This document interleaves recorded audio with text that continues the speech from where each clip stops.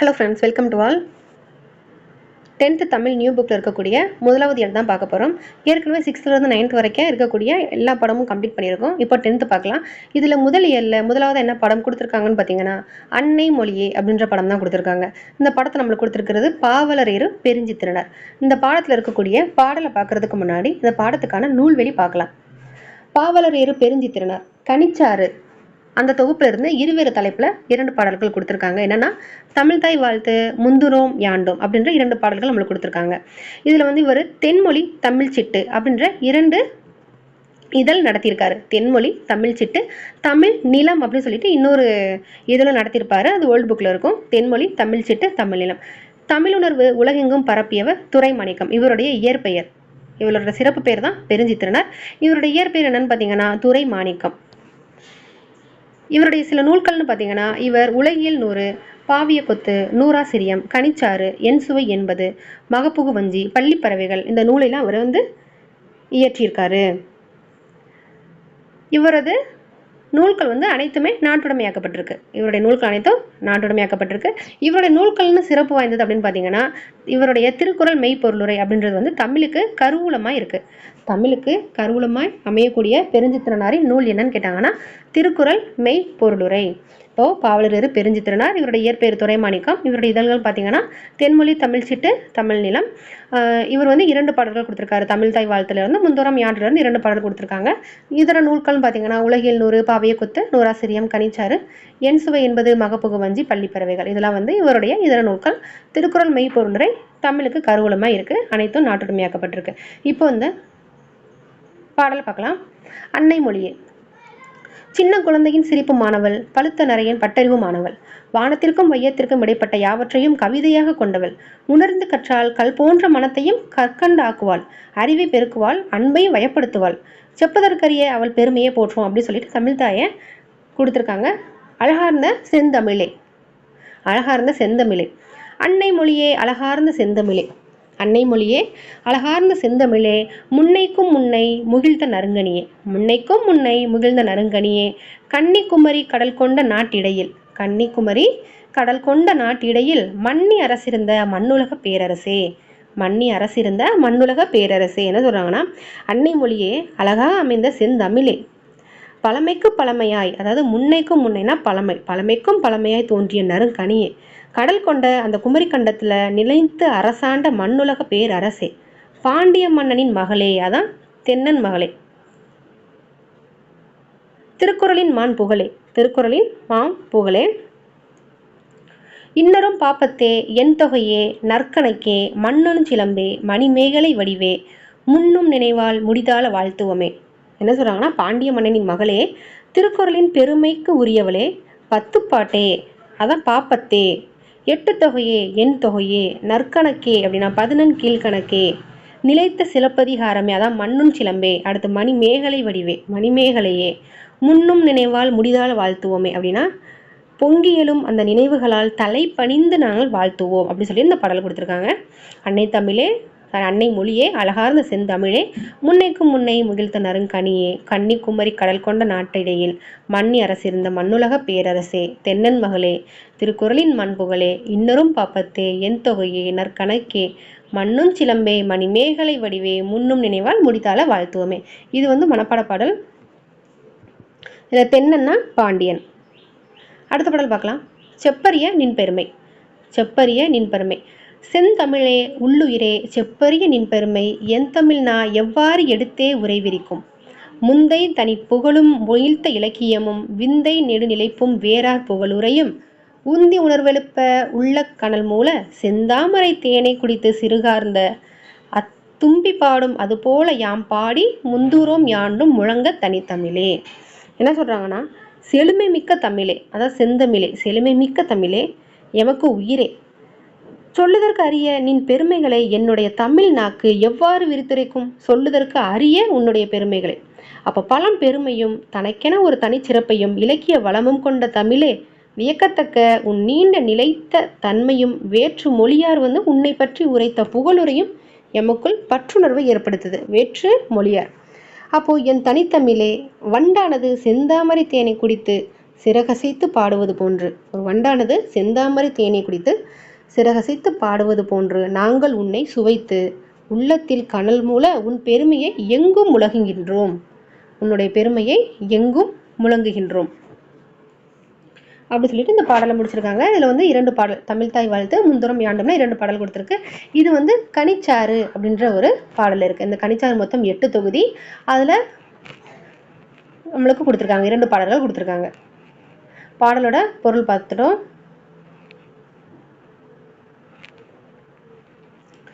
இதில் பாருங்க, சாகும் போதும் தமிழ் படித்து சாக வேண்டும் என்ற சாம்பலும் தமிழ் மணந்து வேக வேண்டும் அப்படி சொல்லிட்டு கா சச்சிதானந்தன் அவர் சொல்லியிருக்காரு. தமிழ் பசி அப்படின்றவர் இவருடைய நூல் தான். சாகும் போதும் தமிழ் படித்து சாக வேண்டும் என்ற சாம்பலும் தமிழ் மணந்து வேக வேண்டும். இப்போ இந்த அன்னைமொழி அப்படின்ற பாடலை பார்த்துட்டோம், என்ன சொல்லியிருக்காங்க அப்படின்னு பார்த்துட்டோம், எப்படிலாம் வாழ்த்தியிருக்காரு. அடுத்து இந்த பாடலுக்கான நூல்வெளியும் பார்த்துட்டோம். ஆசிரியர் யார், அவருடைய இதர பல நூல்கள் என்னென்னு பார்த்துட்டோம். இதில் பாருங்கள், கற்பவை கற்ற பின்னில் ஒரு 8 தொகை பாடல் கொடுத்துருக்காங்க பாருங்கள். நற்றிணை, நல்ல குறுந்தொகை. இதில் வந்து நற்றிணை கடைமொழி, நல் நற்றிணை, நல்ல குறுந்தொகை, ஐங்கூறு 100, ஒத்த பதிற்று 10, பதிற்று 10க்கு அடை வந்து ஒத்த பதிற்று 10, ஓங்கு பரிபாடல், ஓங்கு பரிபாடல்ன்ற நூலை எழுதினவர் கீரந்தையார். கற்றறிந்தார் ஏத்தும் கலியோடு அகம்புறம் என இத்திரத்தை 8 தொகை. நற்றிணை, குறுந்தொகை, ஐங்கூறு 100, பதிற்று 10, பரிபாடல், கலித்தொகை, அகம்புறம் அப்படின்னு சொல்லிட்டு 8 நூல்கள். அதான் இத்திரத்தை 8 தொகை. இதுதான் வந்து 8 தொகை பாடல்கள். ஓகே, இதோட இந்த அன்னைமொழி அப்படின்ற ஒரு பாடத்தை கம்ப்ளீட் பண்ணியிருக்கோம். அடுத்து தமிழ் சொல் வளம். தமிழ் சொல் வளம் அப்படின்ற பாடல் நம்மளுக்கு கொடுத்துருக்கிறது யாருன்னா தேவநேய பாவாணர். தேவநேய பாவாணர் தமிழ்களில் என்னென்ன பேர் இருக்குது, எந்தெந்த இளமை பேர் என்ன, கொலை வகைகள் என்ன அப்படின்னு சொல்லிட்டு நிறையா சொல் வளங்கள் கொடுத்துருப்பாங்க. இந்த பாடத்தை பார்க்குறதுக்கு முன்னாடி இதோட நூல்வெளி பார்க்கலாம். மொழி ஞாயிறு என்று அழைக்கப்படும் தேவநேய பாவாணரின் சொல்லாய்வு கட்டுரைகள் நூலில் உள்ள தமிழ் சொல் வளம் அப்படின்ற ஒரு கட்டுரை தான் நம்மளுக்கு சுருக்கமாக கொடுத்துருக்காங்க. மொழி ஞாயிறுன்னு அழைக்கப்படுறாரு. அவருடைய சொல்லாய்வு கட்டுரைகள் அப்படின்ற ஒரு நூல், அவரோட நூல் என்ன, சொல்லாய்வு கட்டுரை. அதிலிருந்து தான் நம்மளுக்கு கொடுத்துருக்காங்க. தமிழ் சொல் வளம் அப்படின்ற ஒரு கட்டுரை கொடுத்துருக்காங்க. அப்போது பல்வேறு இலக்கண கட்டுரைகளும் மொழி ஆராய்ச்சிக்கு கட்டுரைகளும் எழுதிய பாவாணர் தமிழ் சொல்லாராய்ச்சியில் உச்சம் தொட்டவர். தமிழ் சொல் ஆராய்ச்சியில் உச்சம் தொட்டவர் யாருன்னு கேட்டாங்கன்னா பாவாணர். செந்தமிழ் சொற்பிறப்பியல் அகரமுதலி திட்ட இயக்குனராக பணியாற்றியவர். செந்தமிழ் சொற்பிறப்பியல் அகரமுதலி திட்ட இயக்குனராக பணியாற்றியவர் யாருன்னு பார்த்தீங்கன்னா தேவநேய பாவாணர். உலக தமிழ் கழகத்தை நிறுவி தலைவராக இருந்திருக்காரு. உலக தமிழ் கழகத்தை நிறுவி தலைவராக இருந்திருக்காரு. இவரோட சிறப்புன்னு பார்த்தீங்கன்னா மொழிஞாயிறுன்னு அழைக்கப்படுறாரு. சொல்லாய்வு கட்டுரையில் இருக்கக்கூடிய தமிழ் சொல் வளம் நம்மளுக்கு பாடமாக கொடுத்துருக்காங்க. பல்வேறு இலக்கண கட்டுரைகள், மொழி ஆராய்ச்சி கட்டுரையும் எழுதியிருக்காரு. தமிழ் சொல்லாராய்ச்சியில் உச்சம் தொட்டவர் முக்கியமானது. தமிழ் சொல்லாராய்ச்சியில் உச்சம் தொட்டவர் செந்தமிழ் சொற்பிறப்பியல் அகரமுதலி திட்ட இயக்குனர். உலக தமிழ் கழகத்தையே நிறுவி தலைவராக இருந்திருக்காரு.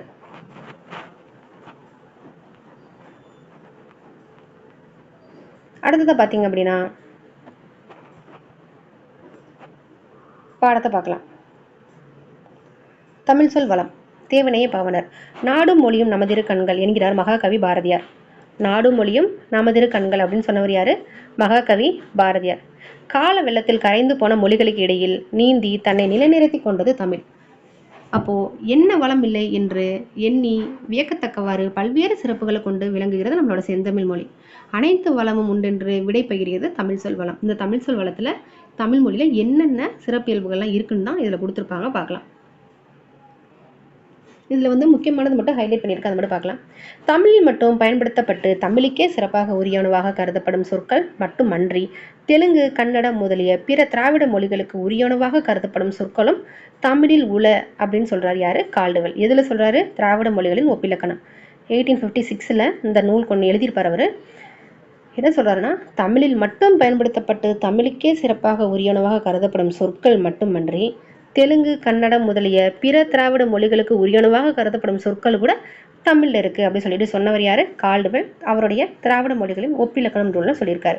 முதலாவது என்னென்னு பார்க்க போகிறோம்னா அடிவகை. தாவரத்தோட ஒவ்வொரு அடிவகைக்கும் ஒவ்வொரு பேர் இருக்குது. அதில் ஒரு தாவரத்தின் அடிப்பகுதியை என்னென்ன பேர் சொல்லுன்னு பார்க்கலாம். தாள், நெல், கேழ்வரகு. இதோட அடிக்கு பேர் தாள். நெல் தாள், கேழ்வரகு தாள். நெல்லோட அடியையும் கேழ்வரகோட அடியையும் தாளுன்னு சொல்லுவோம். கீரை, வாழை. இதோட அடி என்ன, தண்டு, கீரைத்தண்டு, வாழைத்தண்டு. நெட்டி, மிளகாய் செடி. இதோட அடிப்பகுதி கோல். நெட்டி கோல், மிளகாய் செடி கோல், அதை தான் வந்து அடிப்பகுதியை சொல்லுவாங்க. நெட்டி மிளகாய் செடிக்கான அடிப்பகுதி கோல். குத்துச்செடி புதர், இதுக்கு வந்து தூருன்னு சொல்லுவாங்களாம். குத்துச்செடி மற்றும் புதர் இதுக்கான அடிப்பகுதி இருக்கு இல்லையா, அதை வந்து தூருன்னு சொல்லுவாங்க. அப்போ நெல் வரகுனா தாள், கீரை வாழைனா தண்டு, நெட்டி மிளகாய் செடினா கோல், குத்துச்செடி புதர்னா தூர். இதுதான் வந்து அடிவகை. இது வந்து தேர்வில் எப்படி கேட்குறாங்க அப்படின்னா, இப்போ ஒரு அடிவகைன்னு எடுத்துக்கிட்டாங்கன்னா அதில் 3 தான் அடிவகை கொடுத்து, ஒன்று மட்டும் குலை வகை, அதுலேருந்து ஏதாவது ஒன்று கொடுத்து இதில் பொருந்தாதது என்ன அப்படின்ற மாதிரி கொடுக்குறாங்க. இல்லைனா இந்த 4ஐயும் கொடுத்து இது அடிவகையா, குலை வகையா, மணி வகையா அப்படின்னு சொல்லிட்டு கேட்குறாங்க. ஸோ இது ரொம்ப முக்கியமான பாடம் தான். அடுத்ததான் தட்டு அல்லது தட்டை. எதோட அடிப்பகுதியை தட்டு தட்டைன்னு சொல்லுவாங்கன்னா, கம்பு சோளம், இதுதான் வந்து தட்டு தட்டை. கம்பந்தட்டை சோளத்தட்டைன்னு சொல்லுவாங்கள்ல, அப்போது கம்பு சோளம், இதை தான் தட்டு தட்டை.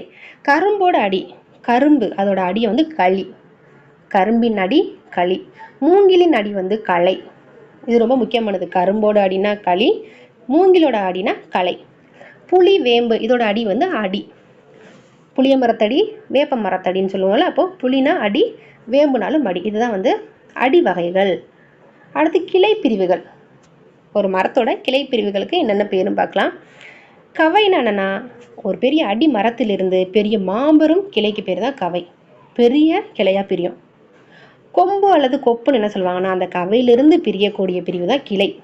கவை, கவையிலிருந்து கொம்பு கொப்பு, அடுத்து கவையோட பிரிவு தான் கிளை. அப்போ கொம்போட பிரிவு சரி, கொம்பின் பிரிவு கிளை, கிளையோட பிரிவு என்னது சினை. கிளையிலிருந்து பிரியக்கூடியது சினை, சினையோட பிரிவுனா போத்து. சினையிலிருந்து பிரியக்கூடிய இந்த சின்ன சின்ன கிளைக்கு பேர் போத்து. அடுத்து அந்த போத்தோட பிரிவுக்கு பேர் குச்சு, குச்சோட பிரிவுக்கு பேர் இணுக்கு. அடிமரத்திலிருந்து பிரியக்கூடிய பெரியக்கூடிய அந்த கிளை வந்து கவை, கவையோட பிரிவு கொப்பு அல்லது கொம்பு, அந்த கொம்போட பிரிவு கிளை, கிளையோட பிரிவு சினை, சினையோட பிரிவு போத்து, போத்தோட பிரிவு குச்சு, குச்சோட பிரிவு இணுக்கு. இது வந்து இதை மட்டும் எடுத்து ஆரோ மாதிரி போட்டு வச்சுட்டா நம்மளுக்கு கொஞ்சம் ரிவிஷன் பண்ணுறதுக்கு ஈஸியாக இருக்கும். இதுலேருந்து இது வந்துச்சு, இதுலேருந்து இது வந்துச்சு அப்படின்னு. அடுத்து காய்ந்த அடியும் கிளையும் பெயர் பெறுதல். காஞ்சு போன அடி அதோட கிளை. சுள்ளின்னு எதை சொல்லுவாங்க அப்படின்னா, காஞ்ச குச்சு, அந்த மரத்தில் இருக்கக்கூடிய அந்த போத்தோட பிரிவு குச்சுன்னு சொல்லுவோம் இல்லையா, அந்த போத்தோட பிரிவு குச்சுன்னு அழைக்கப்படுறது அது காஞ்சிச்சுன்னா தான் சுள்ளின்னு சொல்லுவாங்க. விறகுனா என்ன, காஞ்சு போன ஒரு சிறு கிளை, காஞ்சு போன ஒரு சிறு கிளையை தான் விறகுன்னு சொல்லுவாங்க. வெங்கலினா காய்ந்த களி, வெங்கலினா காய்ந்த களி. கட்டைன்னா என்னன்னா, காய்ந்த கொம்பும் கவையும் அடியும், காய்ந்த கொம்பும் கவையும் அடியும் தான் கட்டை. கவைன்னா என்ன, மிகப்பெரிய கிளை, அடிமரத்துலேருந்து பிரியக்கூடிய மிகப்பெரிய கிளை கவை, கவையிலிருந்து பிரியக்கூடியது கொம்பு. இது 2 காஞ்சாதான் கட்டை. அடுத்து இலைவகை. இலைவகை பார்க்கலாம். புளிய மரத்திலை வேப்ப மரத்து இலை அப்படின்னு சொல்லுவோம், புளி இலை வேப்பலை அப்படின்னு சொல்லுவோம்ல. அப்போ இலைனா புளி வேம்பு. தாள், நெல்தாள் புல்தாள், நெல்தாள் புல்தாள். தோகைனா என்னன்னா, சோளம் கரும்பு, இது வந்து தொகை. சோளத்தொகை கரும்பு தொகை, சோளத்தொகை கரும்பு தொகை. ஓலைனா தென்னை ஓலை பனை ஓலை, தென்னை ஓலை பனை ஓலை. சண்டுனா காஞ்ச தாளும் தோகையும் தான் சண்டு, காஞ்சு போன தாள், அதாவது நெல்தாள். புல்தாள் பார்த்தோம்னா இது காஞ்சு போனது. தோகை, தோகைனா சோளம் கரும்பு. அப்போ இது 4மே காஞ்சு போச்சுன்னா அது என்ன சொல்லுவாங்க, சண்டுன்னு சொல்லுவாங்க. காஞ்ச இலை, அனைத்து காஞ்ச இலைகளையுமே சருகு அப்படின்னு சொல்லுவாங்களாம். புளி வேம்புனா இலை, நெல் புல்லுனா தாள், சோளம் கரும்புனா தோகை, தென்னை பனைனா ஓலை, காய்ந்த தாளும் தோகையும் வந்து சண்டு, காஞ்சு போன இலை சருகு. இதுதான் வந்து இலை வகைகள். அடுத்து கொழுந்து வகை. கொழுந்து, நெல் புல் பார்த்தோம்ல, தாள், அதோட நெல் புல் அது என்னன்னா துளிர் தளிர், துளிர்னு சொல்லுவாங்க, தளிர்னு சொல்லுவாங்க. முறி அல்லது கொழுந்துனா எதை சொல்லுவாங்கன்னா, வேப்பங்கொழுந்து புளியங்கொழுந்து அல்லது முறின்னு சொல்லுவாங்களாம். வேம்பு புளி இதை தான் முறி அல்லது கொழுந்து. அடுத்து சோளம் கரும்பு, இது வந்து சோளக்குருத்து, கரும்புங்குருத்து, தென்னங்குருத்து, பனங்குருத்து. அப்போ குருத்துனாலே சோளம் கரும்பு தென்னை பனை, இதோட நுனிப்பகுதி அதாவது கொழுந்து வகையை குருத்துன்னு சொல்லுவாங்க. கொழுந்தாடைன்னு அது கரும்போட நுனிப்பகுதி தான் கொழுந்தாடை, கரும்போட நுனிப்பகுதிக்கு பேர் கொழுந்தாடை. அடுத்து பூவோட நினைகள். பூவின் நினைகள் மொத்தம் 7 பார்த்துருக்கோம். அரும்பு மொட்டு மகை மலர் அரும்பு மொட்டு முகை மலர் அலர் வீ செம்மல் அப்படி சொல்லிட்டு 7 பார்த்துருக்கோம். பூவின் நிலைகள் மொத்தம் 7. அரும்புனா என்ன? பூவின் தோற்ற நிலை, பூவு தோன்றுது. போது அப்படின்னா பூ விரிய தொடங்குற நிலை தான் பூ போது. சரியா? அடுத்து மலர்னா மலர் அலர், ரெண்டுமே பூ மலர்ந்து இருக்கக்கூடிய நிலைக்கு தான் மலர் அலர். வீணா என்ன? மரத்திலிருந்து பூ கீழே விழுகிற நிலைக்கு பேர் தான் வீ. செம்மல்னா அந்த பூ வாடி போன நிலை. செம்மல்னா அந்த பூ வாடி போன நிலை. இந்த மாதிரி ஒரு பூவை தோன்றதுலேருந்து அது கீழே வாடுற வரைக்கும் ஒவ்வொரு நிலைக்கும் ஒவ்வொரு பேர் இருக்குது. பூவின் நிலைகள் கேட்டாங்கன்னா மொத்தம் 7. அடுத்து பிஞ்சு வகை. எதோட பிஞ்சு எப்படி அழைக்கப்படுது? அப்போது பூவோடு கூடிய இளம் பிஞ்சுக்கு பேர் என்னென்னா பூ பிஞ்சு. பூவோடு இருக்கக்கூடிய பிஞ்சு பூ பிஞ்சு. இளம் காய்னா பிஞ்சு. அப்போது வடுனா மாம்பிஞ்சு. மாம்பிஞ்சுக்கு பேர் வடு, மாவடு. பலா இருக்கு இல்லையா, பலா மரத்தில் இருக்கக்கூடிய அந்த பிஞ்சு வந்து மூசு. பலா மரத்தில் இருக்கக்கூடிய பிஞ்சு மூசு. எள்ளோட பிஞ்சு கவ்வை. எள்ளோட பிஞ்சு கவ்வை. தென்னை பனை இதோட வந்து குறும்பை. தென்னங்குறும்பை, பனங்குறும்பை. சரியா? அடுத்து முட்டுக்குறும்பை என்னன்னா ஒரு சின்னதாக இருக்கக்கூடிய குறும்பைக்கு பேர் முட்டுக்குறும்பை. முட்டுக்குறும்பை. இளநீர்னா முற்றாத தேங்காய். தேங்காய் ஆகாதது, அதாவது முற்றாதது தான் இளநீர். நுழாய்னா என்னன்னா இளம் பாக்கு. இளம் பாக்கு, அந்த பாக்கோட இளமை தான் நுழாய். இள நெல். நெல் வந்து முற்றுறதுக்கு முன்னாடி கருக்கள்னு அழைக்கப்படும். வாழை பிஞ்சு, அதுக்கு பேர் கச்சல். வாழைனா கச்சல். இதில் வந்து ஏதாவது ஒன்று மாற்றி கொடுத்து பொருந்தாதது என்னன்னு கேட்கலாம். இதில் எது முக்கியமானதுன்னா அந்த மாவடு, மூசு, கவ்வை, நுழாய், கச்சல், கருக்கள், இது வந்து ரொம்ப ரொம்ப முக்கியமானது. பொறுத்துகளை கேட்டிருக்காங்க. அடுத்த பாருங்க, குலை வகை கொடுத்துருக்காங்க. குலை வகைன்னா என்னன்னா கொத்தா இருக்கக்கூடியது. என்ன அப்படின்னா அவரை, துவரை. இது வந்து கொத்து அப்படின்னு அழைக்கப்படுது. அவரையும் துவரையும் வந்து கொத்துன்னு அழைக்கப்படுது. கொடி முந்திரி. கொடி முந்திரி வந்து அது கொலையா இருக்கக்கூடியது வந்து குலைன்னு தான் அழைக்கப்படுது. அதுவே வந்து வாழை அப்படின்றது கொலையா இருக்கக்கூடியது தாருன்னு அழைக்கப்படுது, வாழைத்தாரு. கேழ்வரகு, சோளம் அப்படின்றது வந்து கதிர் அப்படின்னு அழைக்கப்படுது. கேழ்வரகும் சோளமும் கொலையா இருந்துச்சு அப்படின்னா அது வந்து கதிர். அப்போ நெல்லும் திணையும் வந்து குலையா இருந்துச்சு அப்படின்னா அழகு அல்லது குரல் அழைக்கப்படுது. அழகு அல்லது குரல். வாழைத்தாரு, வாழைத்தாரோட ஒரு பகுதி சீப்புன்னு அழைக்கப்படுது. அப்போது அவரை துவரைனா கொத்து, கொடி முந்திரி அப்படின்னா குலை, வாழை குலைனா தாரு. வாழை வந்து குலையாக இருந்தால் தாரு, அது வாழைத்தாரோட ஒரு பகுதி சீப்பு. கதிர் அப்படின்னா கேழ்வரகும் சோளமும். அழகு அல்லது குரல்னா நெல்லும் திணையும். இதுதான் வந்து குலை வகை. அடுத்து கெட்டுப்போன காய்கனிகள். கெட்டுப்போன காய்கனிகள். சூம்பல். நுனியில் சுருங்கிய காய் வந்து சூம்பல். நுனியில் சுருங்கிய காய் சூம்பல். சுருங்கி போன பழம் அப்படின்றது வந்து சிவியல். சுருங்கி போன பழம் சிவியல். புழுப்பூச்சி அரிச்ச காயோ கனியோ வந்து சொத்தைன்னு அழைக்கப்படுது. புளிப்பூச்சி அரிச்ச காயோ கனியோ வந்து சொத்தை. சூட்டுனால பழமாகாமையே அந்த பிஞ்சா இருக்கும் போதே பழுத்தது வந்து வெம்பல். குழுகுழுத்த பழம், குழுகுழுத்து போன பழம் வந்து அழியல். அதுவே குழுகுழுத்து நாரி போன பழமோ அல்லது காயோ வந்து அழுகல்னு அழைக்கப்படுது. பதறாய் போன மிளகாய், உள்ள ஒன்றுமே இருக்காது, காஞ்சு போய் பதறா போனது வந்து சொண்டுன்னு அழைக்கப்படுது. நுனியில சுருங்கிய காய் சூம்பல், சுருங்கிய பழம் சிவியல், புழுப்பூச்சி அரைச்ச காயோ கனியோ சொத்தை, சூட்டினால வெம்பி போய் பழுத்த பிஞ்சு வந்து வெம்பல், குழுகுழுத்த பழம் அழியல், குழுகுழுத்து நாரி போன பழமோ காயோ அழுகல், பதறாய் போன மிளகாய் சொண்டு. கோட்டானோ கோட்டான் காய் அல்லது கூகைக்காய் அப்படின்னு அழைக்கப்படுறது என்னன்னா கோட்டான் உட்கார்ந்ததுனால கெட்டு போன காய். தேரை அமர்ந்ததுனால கெட்ட காய் வந்து தேரைக்காய். அதுவே தேரை அமர்ந்ததுனால கெட்டு போன தேங்காய் வந்து அள்ளிக்காய். தென்னையில் கெட்ட காய், தென்னை மரத்திலேயே கெட்டு போன காய் வந்து ஒல்லிக்காயின்னு அழைக்கப்படுது. அடுத்து பழத்தோல் வகை. தோலோட அடர்த்தியை பொறுத்து அது ஒரு பேரில் அழைக்கப்படும். மிக மெல்லிசான தோல் வந்து தொலின்னு அழைக்கப்படுது. தொலி. திண்ணமானது, திண்ணம்னா வலிமை, திண்ணமானது வந்து தோல். அடுத்து வன்மையானது அப்படின்னா தோடு. மிகவும் வன்மையானது வந்து ஓடு. குடுக்கை, சுரையின் ஓடு வந்து குடுக்கை. தேங்காய் நெத்து, நெத்துன்னு சொல்லுவாங்களே, அதோட மேல் பகுதி வந்து மட்டை. அடுத்து நெல்லு கம்பு, இதோட மூடி, நெல்லையும் கம்பையும் வந்து மூடி இருக்கக்கூடிய அந்த மூடி வந்து உமின்னு அழைக்கப்படும், அந்த வேஸ்டேஜ். அடுத்து கேழ்வரகு, வரகு, இது வந்து உமி, இதோட உமி வந்து கொம்மைன்னு அழைக்கப்படுது. இதுதான் வந்து பல வகை. அடுத்து மணி வகைகள். கூலம், அதாவது நெல் புல் இதெல்லாம் வந்து என்ன வகைகள்னா கூலம், கூல தானியங்கள் வகையை சேர்ந்தது. அவரை, உளுந்து இதெல்லாம் வந்து பயிர் வகைகளை சேர்ந்தது.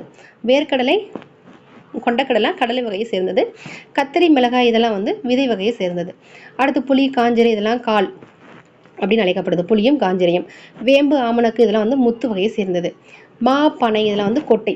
மாப்பனை, மாங்கொட்டை, பனங்கொட்டை சொல்லுவோம் இல்லையா, இதோட விதைகள் எல்லாம் கொட்டைன்னு அழைக்கப்படும். வேம்பு ஆமணக்குனா வேப்ப முத்து, ஆமணக்கு முத்துன்னு அழைக்கப்படும். அடுத்து தென்னையோட வித்து அப்படின்னா அது தேங்காய். அவரை, துவரை இதோட பயிர்கள்னா முதிரை. இதுதான் வந்து வித்துக்களுக்கான பெயர். அடுத்து இளமை பயிர் வகைகள். நாற்று அப்படின்னா நெல், கத்திரி இதோட இளமை பெயர்கள் நாத்து. மாங்கன்று, புளியங்கன்று, வாழைக்கன்று அப்போ இதெல்லாம் வந்து கன்றுன்னு தான் அழைக்கப்படும். வாழையோட இளநிலை, வாழை அதோட இளநிலை குருத்துனும் அழைக்கப்படும். தென்னை நிலநிலை பிள்ளை, தென்னம்பிள்ளை. அடுத்து விழாவின் இளநிலை, விழா மரத்தின் அதோட இளநிலை வந்து குட்டி. மடலி அல்லது வடலின்னு எதை சொல்லுவாங்கன்னா பனை மரத்தோட இளநிலை.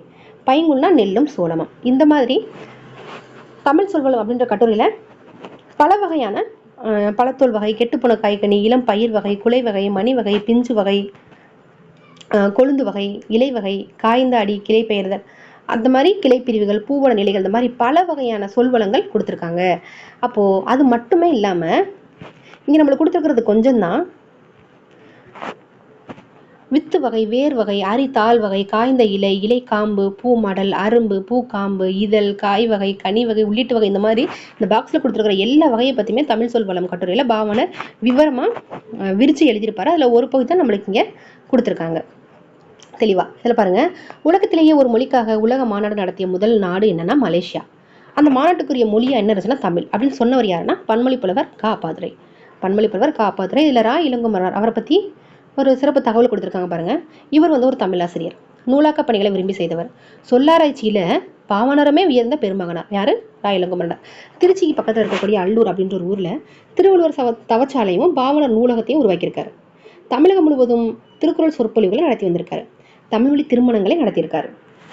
அதாவது திருவிக்கா மாதிரியே விழிகளை இழக்க நேரிட்டாலும் கூட தாய் தமிழை இழந்துவிடக்கூடாது அப்படின்றதுக்காக இமைகளை மூடிப்படி எழுதுகிற ஆற்றலை இவர் கற்றுட்டு இருந்திருக்காரு. இவர் பல நூல்கள் எழுதியிருந்தாலும் இவரோட பணி, தமிழ் பணியை தரம் உயர்த்திய நல் முத்துக்கள் சொல்லிட்டு சில நூல்கள் கொடுத்துருக்காங்க. என்னன்னு பாருங்க. இலக்கண வரலாறு, தமிழிசை இயக்கம், தனித்தமிழ் இயக்கம், பாவனர் வரலாறு, குண்டலகேசி உரை, யாப்பெருங்கலம் உரை, புறத்திரட்டு உரை, திருக்குறள் தமிழ் மரபுரை, காக்கைப்பாடினிய உரை, தேவிநேயம் முதலிய இவரோட பல வகையான நூல்களில் சிறந்த நூல்கள். இவர் அப்போ இந்த சிறப்புகள் உரியவர் யாருன்னு பார்த்தீங்கன்னா உலக பெருந்தமிழர் அப்படின்னு அழைக்கப்படுறாரு தமிழ் திரு ரா இளங்குமரனார். இதுதான் அவருடைய சிறப்புகள்.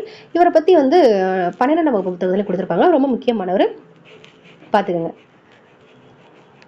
ஓகே, இதோட இந்த பாடம் வந்து முடிந்தது. அதாவது எக்ஸாம் பாயிண்ட்ல இருக்கிற முக்கியமான பாயிண்ட்ஸ் அப்படின்னா என்னென்னு பார்த்துருக்கோம். இன்னும் வந்து நெல்லில் என்னென்ன வகைகள்லாம் இருக்குது, கோதுமை, சம்பா கோதுமை, குண்டு கோதுமை, வார்கோதுமை, இந்த மாதிரி சில வகை இருக்குது. அடுத்து நெல்லில் செந்நெல், வெண்ணெல், கார்நெல், அப்போ இந்த மாதிரி பல வகையான நெல்லும் இருக்குது. குண்டு சம்பா, குதிரைவாளி சம்பா, சிறுமணி சம்பா, சீரக சம்பா, அந்த மாதிரி பல வகையான நெல் வகையில் இருக்கிறதா சொல்லிட்டு படத்தில் கொடுத்துருப்பாங்க. நீங்கள் வாசிச்சுக்கோங்க. ஓகே, இது இப்போ அந்த படத்துக்கான நூல் பார்த்துட்டோம் இல்லையா. மொழிஞர் அழைக்கப்படுறாரு. சொல்லாய்வு கட்டுரையில் தமிழ் சொல்வளம் அப்படின்றத நம்மளுக்கு பாடமாக கொடுத்துருக்காங்க. இலக்கண கட்டுரைகள், மொழி ஆராய்ச்சியிலையும் பல்வேறு வகையில் சிறந்து விளங்கினவர் வந்து தமிழ் சொல்லாராய்ச்சியில் உச்சம் தொட்டவர். செந்தமிழ் சொற்பிறப்பியல் அகரமுதல் திட்ட இயக்குனர், உலகத் தமிழ் கழகத்தை நிறுவி தலைவராக இருந்திருக்காரு. இது அவருடைய சிறப்பு. இதில் பாருங்கள், எத்திசையும் புகழ் மணக்கன்னு சொல்லி கொடுத்துருக்காங்க பாருங்கள். கடல் கடந்து முதலில் அச்சேரிய தமிழ். போர்த்துகீசிய நாட்டோட தலைநகர் லிஸ்பன். போர்ச்சுகீசிய நாட்டோட தலைநகர் லிஸ்பன். அதில் 1854 கார்டிலா அப்படின்ற ஒரு நூலில் வந்து முதல் தமிழ் மொழியில் தான் மொழிபெயர்க்கப்பட்டிருக்கு. கார்டிலா அப்படின்ற நூல் இது வந்து ரோமன் மொழியில் அச்சிடப்பட்டிருக்கு. அப்போ ரோமன் எழுத்துரு அந்த ஃபாண்டில் வந்து வெளிவந்த இந்த முழுப்பெயர், இந்த நூலோட முழுப்பெயர் வந்து கார்டிலா தி லிங்கோ தமிழ் போர்ச்சுகீஸ் அப்படின்ற பேரில் கொண்டு வந்திருக்காங்க. அப்போ அந்த காலத்தில் வந்து இரு வண்ணங்களில் கருப்பு சிவப்புல மாறி மாறி நேர்த்தியாக அச்சிடப்பட்டிருக்கு. இந்திய மொழிகளிலேயே மேலைநாட்டு எழுத்துருல முதலில் அச்சேரிய மொழி என்ன அப்படின்னா தமிழ் மொழி தான் அச்சேரி இருக்குது. அதான் இந்த தமிழ் மொழியோட சிறப்பு சொல்லிட்டு இதில் 6ஆம் உலகத்தமிழ் மாநாட்டு மலரில் கொடுத்துருக்கிறதா சொல்லியிருக்காங்க. அடுத்து பாருங்கள், இரட்டுற மொழிதல். இரட்டுற மொழிதல் அப்படின்னா என்னன்னு பார்த்தீங்கன்னா சிலேடை. இரட்டுற மொழிதல் 2 பொருள்பட பாடுவது, ஒப்புமைப்படுத்தி. இதுக்கு சிலேடைன்னு சொல்லிட்டு இன்னொரு பேரும் கூட இருக்குது. இந்த பாடலை பார்க்குறதுக்கு முன்னாடி இவருக்கு நூல்வெளி பார்த்துடலாம். புலவர் பலரின், அதாவது பாடல்கள், அதாவது பல புலவர்கள் பாடிய பாடல்கள் எல்லாத்தையும் தனிப்பாடல் திரட்டுன்னு ஒரு தொகுப்பாக வச்சுருப்பாங்க. அதில் இருந்தால் நம்மளுக்கு சந்த கவிமணி தமிழ் அழகனார் அவருடைய பாடலை இங்கே நம்மளுக்கு கொடுத்துருக்காங்க. இவர் யாருன்னு பார்த்தீங்கன்னா இவருடைய இயற்பெயர் சண்முக சுந்தரம். இலக்கண புலமையும் இளம் வயதில் செயலேற்றும் ஆற்றலும் பெற்றவர். மொத்தம் எத்தனை 12 சிற்றிலக்கிய நூல்களை எழுதியிருக்காரு. 12 கேட்கலாம். 12 சிற்றிலக்கிய நூல்களை தமிழ் அழகனார் எழுதியிருக்காரு. இப்போ இரட்டர மொழிதல் என்னன்னு பார்க்கலாம். ஒரு சொல்லோ ஒரு சொற்றொடரோ இரு பொருள்பட 2 பொருள்பட வருது இரட்டர மொழிதல். இதை சிலேடை அணி அப்படின்னு சொல்லிட்டு அழைப்பாங்க. செய்யுளிலும் உரைநடையிலும் மேடை பேச்சிலும் சிலேடைகள் பயன்படுத்தப்படுது. இதில் பாருங்க, அந்த பாடலை பார்க்கலாம். விண்ணோடும் முகிலோடும் உடுக்கலோடும் கதிரவனோடும் கடலோடும் தமிழ் இணைத்து பேசப்படுது இல்லையா. அப்போ இவற்றுக்குள்ளாக ஆற்றலும் விரிவும் ஆழமும் பயனும் தமிழுக்கும் இருக்கு. தமிழ் கடலோடு ஒத்திருத்தலை இரட்டர மொழிவதன் மூலமாக அறியலாம். அப்போது கடலும் பெருமைப்படுது அப்படின்னு சொல்லிட்டு சொல்கிறாங்க. தமிழை கடலோட எந்த அளவுக்கு ஒப்புமைப்படுத்தியிருக்காங்க அப்படின்றத பார்க்கலாம். ஆழிக்கு இணை, ஆழினா கடல், கடலுக்கு இணையா எப்படி சொல்லியிருக்காங்கன்னு பார்க்கலாம். முத்தமிழ் துய்ப்பதால் முச்சங்கம் கண்டதால் மெத்த அணிகலனும் மேவலால் நித்தம் அணை கிடந்தே சங்கத்தவர் காக்க ஆழிக்கு இணை கிடந்ததே தமிழ் ஈண்டு.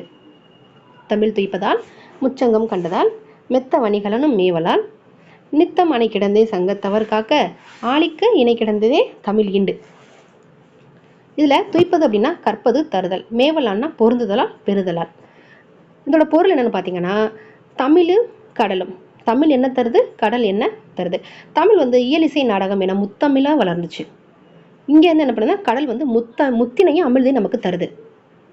அங்கே முதல் இடை கடை ஆகிய முச்சங்கங்கள் இருக்குது. இங்கே வெண்சங்கு, சலஞ்சலம், பாஞ்சசனியம் அப்படின்ற 3 வகையான சங்குகளை தருது.